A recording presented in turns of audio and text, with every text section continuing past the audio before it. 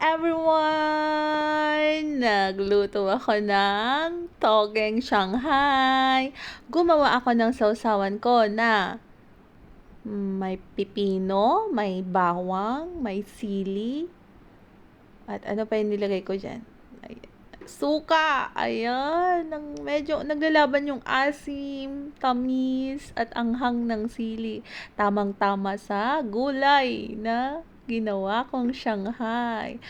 Toge, konting chicken spread, chicken na na shred. Chicken shred, tapos konting carrots, at saka ano pa ba yung nilagay ko doon? Beans. Ayan, lumpiang gulay. Crunchy, crunchy. Ayan, ang sarap. Nakakamiss. Alam mo yung feeling mo nandun ka lang sa street na kumakain ng barbecue at bumili ng Shanghai, tapos may sausawan na, yung sausawan ng lahat. Ayan, nilagyan ko ng pipino. Sarap higup-higupin. Mainit pa yung Shanghai. Masarap kasi kainin yan kapag mainit-init. Feel na feel ko para ako nasa Pilipinas lang sa mga street foods doon. Sarap nung suka. Sarap nung ginawa kong suka. May buto. Buto siguro yun ng chicken. Tapos hihigop ako, guys. Maasim-asim. Nilagyan ko pa pala yan ng kalamansi. Ayan, may bawang, may pipino, may sili. Tapos higop. Ang asim. Maasim na nga yung suka. Nilagyan ko pa ng kalamansi. Masarap kumain ng ganyan, lalo ngayon maulan-ulan.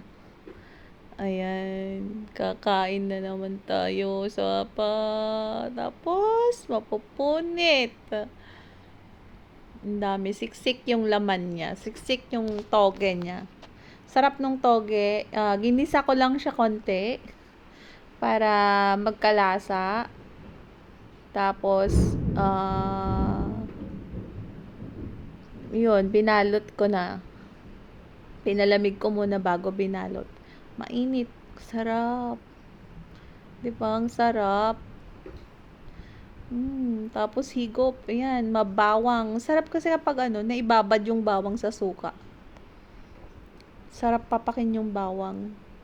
Tapos sabay-sabay mo dyan sa may pipino. Ayan, ginawa ko na siyang rice.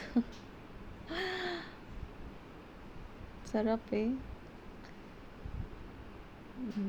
Yan, wala talaga akong ititira. Simutin ko talaga lahat yan. Napakaganda. Gumawa din kayo ng ganyan, guys. Gawa kayo ng sarili nyong wrapper. Tapos bili kayo ng toge. Mas masarap pa sana, guys, kapag merong kamote. Kaso walang extrang kamote. Hindi ako nakabili ng kamote, kaya ayan. Pero ang sarap ng lasa niya. Mainit! Initan ako. Sarap.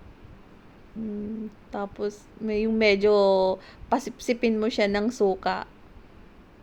Pasipsipin mo siya ng suka. Ayan. Ang sarap-sarap. Ayan, feel na feel ko.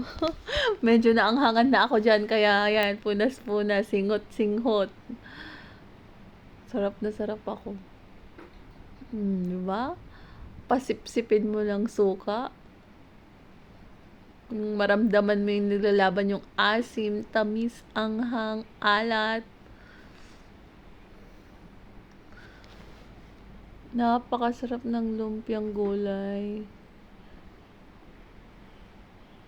Tapos uubusin ko yan sa usawan. Naubos ko na yung suka kahigop.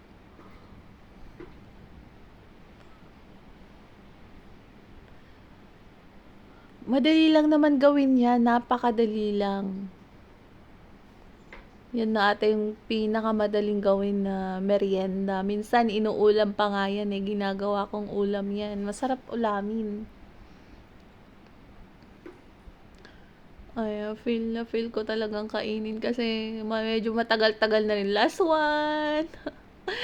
Kendeng-kendeng ko pa. Isayaw-sayaw ko yan kasi pag sinayaw-sayaw ko, ibig sabihin masarap talaga yung kinakain ko. Oh well, wala namang hindi masarap kapag ako ang kumain, lahat masarap.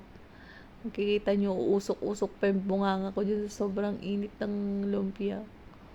So, parang na-immune na rin yung bunganga ko sa laging maanghang yung kinakain ay.